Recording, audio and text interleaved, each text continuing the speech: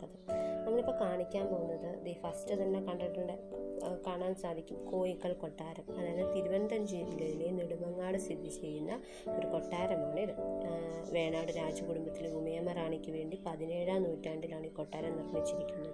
ഈ കൊട്ടാരത്തിലൊരു പ്രത്യേകതയുണ്ട്. ഇതൊരു ഇരട്ടനില കൊട്ടാരമാണ്. ഇപ്പം നമ്മുടെ കേരള സംസ്ഥാന പുരാവസ്തു വകുപ്പാണ് ഈ കൊട്ടാരം ഏറ്റെടുത്ത് പാലിക്കുന്നത്. ഇവിടെ നമുക്ക് വന്നാൽ ഒരുപാട് അതായത് നമുക്ക് നാടോടി കഥകളിൽ നാണയശാസ്ത്രമത്സരങ്ങളും ഒക്കെ നമുക്കിവിടെ കാണാൻ സാധിക്കും.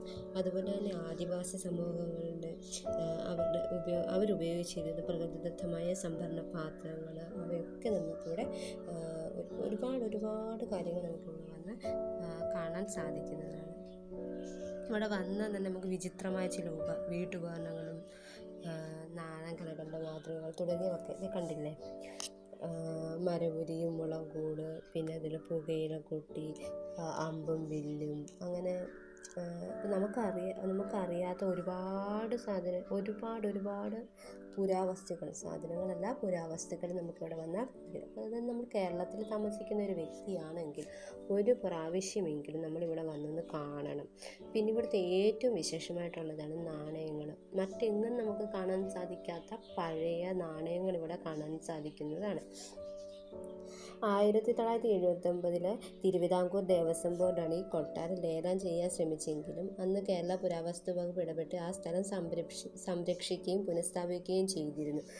അങ്ങനെ ചെയ്തതുകൊണ്ട് മാത്രമാണ് നമുക്കിന്ന് ഇവിടെ വന്ന് ഇത്രമാത്രം കാര്യങ്ങൾ നമുക്കിവിടെ കാണാൻ സാധിക്കുന്നത് തന്നെ. അതായത് നമ്മുടെ പൂർവികരുടെ ജീവിത രീതിയും മികച്ച ഉദാഹരണങ്ങളാണ് ഇതെല്ലാം തന്നെ. കാരണം അപൂർവയിലും പുരാവസ്തുക്കളാണ് ഇവിടെ കാണുന്നത്.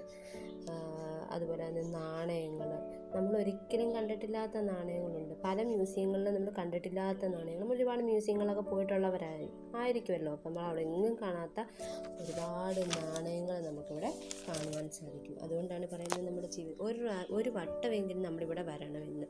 അപ്പോൾ നമ്മുടെ വീഡിയോ ഇത്രയേ ഉള്ളൂ. നമ്മുടെ വീഡിയോ ഇഷ്ടമായാൽ ലൈക്ക് ചെയ്യാനും അതുപോലെ ഷെയർ ചെയ്യാനും സബ്സ്ക്രൈബ് ചെയ്യാനും മറക്കരുത്.